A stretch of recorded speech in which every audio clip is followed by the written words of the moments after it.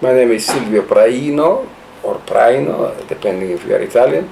And I've been in Divino for 3 years, and I look after the wine list.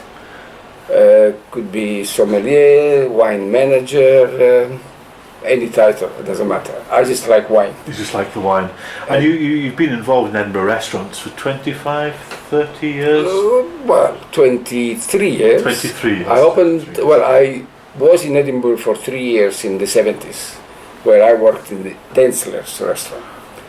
Then I went to Australia. Then I came back from Australia to find out why I went to Australia in the first place. And when I came back, I had a small, short spell in Tinelli, in Easter Road. Of course, yeah. And then obviously I opened my own restaurant in '93, Silvio's on the shore, where Martin Wishart is. And I also opened Scalini at West End, number 10 Melville Place. And I had both restaurants for a while. So I decided to sell one to Martin, and then years later I also sold Scalini.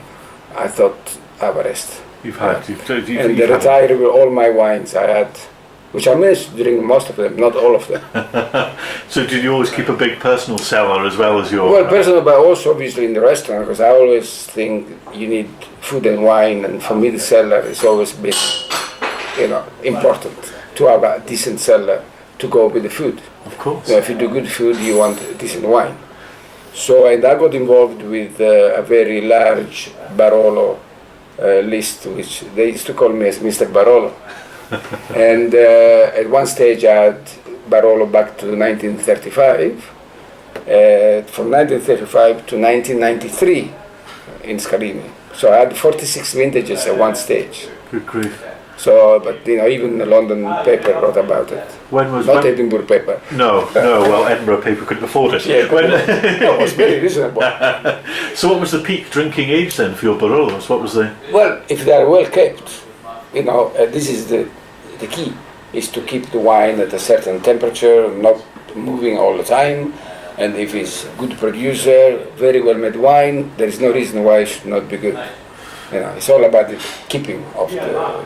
You don't want, to go 30 degrees during the day and, back to 5 degrees or Scottish room temperature, as I say. Yeah. 46 vintages, that's something else. Yeah. That's, so tell us about the wine list here at Divino. How would you describe it? Well, the wine list at Divino, what I'm trying to do is have a reasonable price, if you want, or good quality price wine, where people can have access to it. And I use obviously the pneumatic machine for that purpose.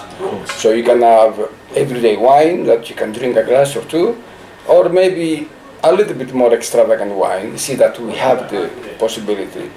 So lately we had Chateau d'Yquem, and now we have the Grange.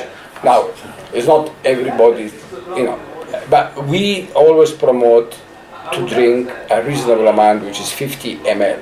The idea is to get you to have access to bottles that they now became commodities, which a lot of people would love to drink, but they cannot afford the £600 bottle. By doing 50 ml at 14, 15 pound, 20 pound, people have the opportunity to taste it. And the pneumatic keeps them fresh. There's no oxidization. No. As soon as you take wine out, there is the gas which automatically goes in, because it's a compressor, it's the computer that regulates everything. So you automatically get the gas in, nitrogen. And wine is fresh 4 or 5 weeks, no problem. And that's obviously you had the Penfold Grange there. You said you had Chateau d'Yquem. Are there any bottles which you've had in which personally you've thought this is a brilliant thing to have available as a 50 millilitres? Is there big favourites for you? D'Yquem, obviously, yes, and the Barolo is always there. We cannot take the Barolo out of the list, And now we are doing with the Grange. I want to do wines which a lot of people, they are wine lovers, they know. And they can have it. I always make a comparison with a Ferrari. People love cars. Now, if you want to drive a Ferrari, they ask you £1,000 a day. But why they're not offering you a Ferrari for half an hour for £200? A lot of people would do it. They say £200.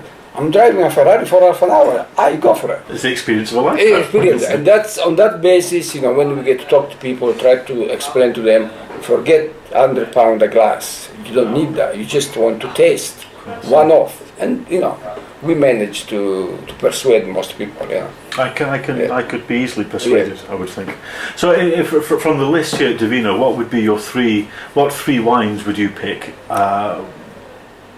I would pick at the moment, obviously, the wine that I managed to get is a Primotevo from Puglia, which is reasonable, but is a 50-year-old vine, Primotevo. And the reason I was looking for this because in the south there is not many people.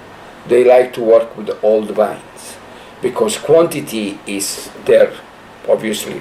It's reduced. It's very small. Yeah. So what they do is they have young plants because they make a lot of wine. To get to 50-year-old vines, obviously you have a lot less grapes, a lot less wine, but it's fantastic because the concentration is a natural concentration of the fruit. And the alcohol also quite natural, so you get a nice balance and you just drink the wine like water. And Primotevo's come into its own, so it used to be not many people used to know. And so Primotevo is definitely, I think, one of the South Italian grapes which are now really upcoming. And also people get to know more wine from the Puglia region generally because for many years Puglia is, they sold their wines bulk. And it's not that they suddenly make a lot of wine. It's the biggest wine region in Italy. They produce 17% of the Italian wine only. But most of it was going up to the north, to the French. We weren't supposed to say that, but it's to the French, to the northern Italians. A lot of people are allowed to put other wines in their wines. I mean, it's not illegal, but that was the habit of doing it. Where now, with the European help, European funds, subsidy, they all built their own cellar. So at this stage, the amount of people that bottle wine is gone crazy. So that's why you have, and plus also they learn to make less, and it's better quality on the wine, and that's coming out. Yeah. And for your second wine, what else would you? What? Barolo has to be Barolo. I mean, here we have Barolo, not many really, to my standard, but it's enough Barolo. Yeah. But I like always small producer. So we have a Barolo producer that makes 1,000 bottles, 3 barrels, and if it's not good enough, he makes Nebbiolo. Then you have, probably the other one is Brunello, I think. But Montalcino? Brunello and Montalcino. The problem with the Montalcino is that it's expensive. But I'm trying to persuade the people that drink these super Tuscans like Sassicaia, Tignanello. Say, why are you paying £300, say, for the the Sassicaia, and don't pay $300 for the best Brunello you can buy? And people think about it and they say, you're right, but it's just the name, and the fashion. It's a brand. It's a brand. So. And Brunello, especially the producer we have here, one makes 8,000 bottles, the other one 20,000 bottles. Very small producer, and I'm trying to get steer people to go that way, but it's hard work. Because you got to find always the people that are interested, and you get to speak about it and. Knowing where the wine is made, how it's made, the producer, it's always a story to tell. And people are interested in that story when it was Yes. A lot of people are. But obviously also a lot of people, they just want a glass of wine. Of course. So they don't want to know all the, the name of the wines. the ins and outs. You have to always, dialogue with the people, create a rapport, if you like. And how do you judge? I mean, obviously as a restaurant, you want to give the customer the best bottle of wine that you can. How do you judge how interested they are, or where perhaps their price range might be, or what's the? Well, with creating a rapport, obviously, but also if my initial point is buying point. When I buy and concentrate on very drinkable wine, balanced wine, not over-oaked, not astringency, wine which are drinkable. Doesn't matter if the person is a wine, guru, no sorry, wine lover or not. If they can taste a balanced wine, they remember. Wines you can go very astringent and nothing at the end, or the other way around. Nothing up front, and you get this astringency comes up. So by talking to the people, you realize, also their budget.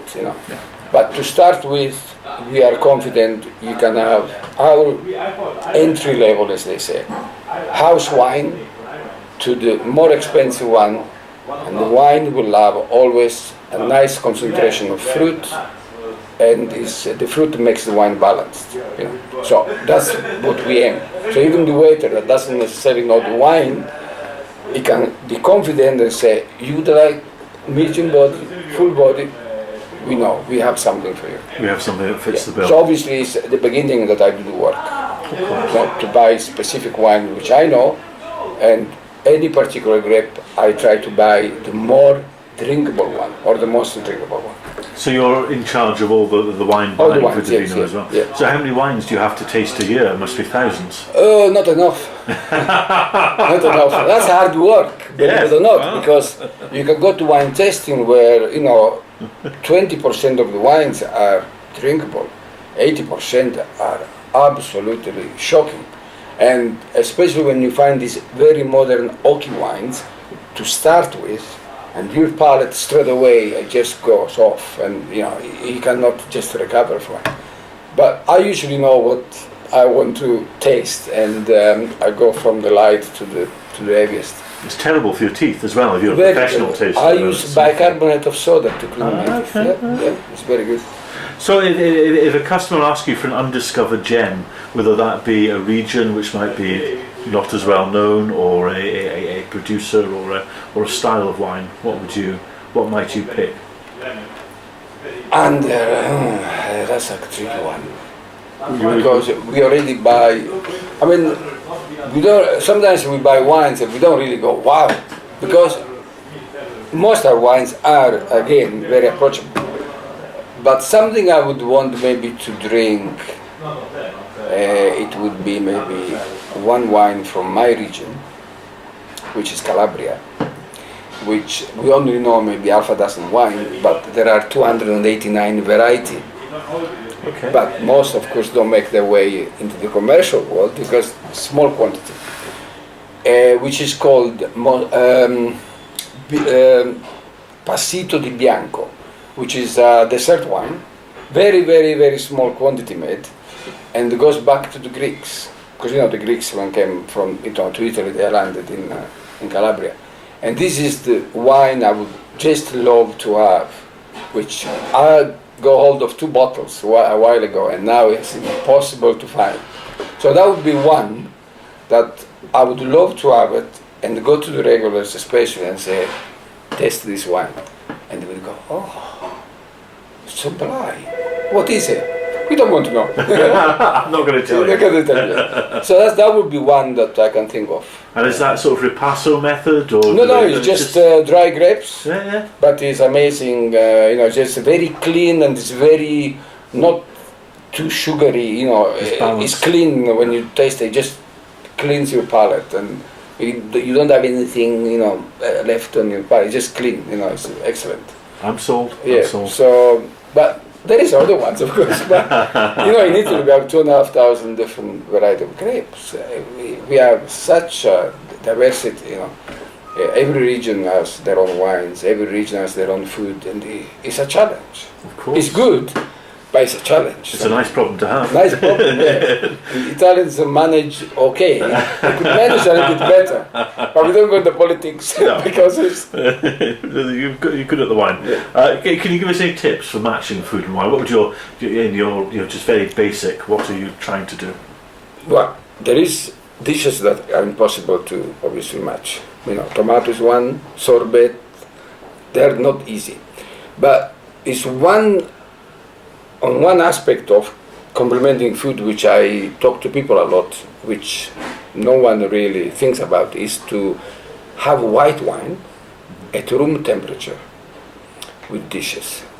Because sometimes to complement a wine is not only about white or red, it's about temperature. So if you have a very, very cold white wine with ham, it will clash. But if you have a room temperature white wine with Parma ham, it's excellent. This is one thing that a lot of people do not match. They say fish is white, meat is red. But with the fish, it's obvious white. But if you drink a 8 degrees cold wine, it doesn't matter. Because you do not taste the food. Yeah. The food, if people start to think about room temperature, and food, they'll discover that, it's interesting. Wines taste completely different. Yes, of course, because you don't want a white wine which has not the tannins, has not the complexity of a red wine. It's a more floral wine and no much in it, usually apple. And if you drink it very cold, it overshadows every single thing, especially the bouquet.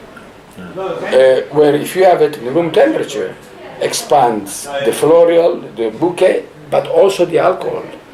Because the alcohol only is released when it's room temperature. So the warmer the wine, the more the alcohol will expand in the bottle. It opens up. Yes, opens up. So white wine, which is lower alcohol normally, is also, an addition, if you like, benefit drinking at room temperature. So it's, I'm a great believer in that. And today there is more and more producers, they do make white wine with skin contact. So there's a deeper color. And those wines, because they actually take a little bit of tannins from the skin, actually they are definitely better at room temperature, never too cold. Because I still get people, they ask for ice on the side to put in the white wine, believe it or not. So, but it's people taste, never argue. Of course, the customer is always wrong. So that's one aspect of tasting and complementing the food. And with meat, of course, it's easy, but sometimes spices can be a problem.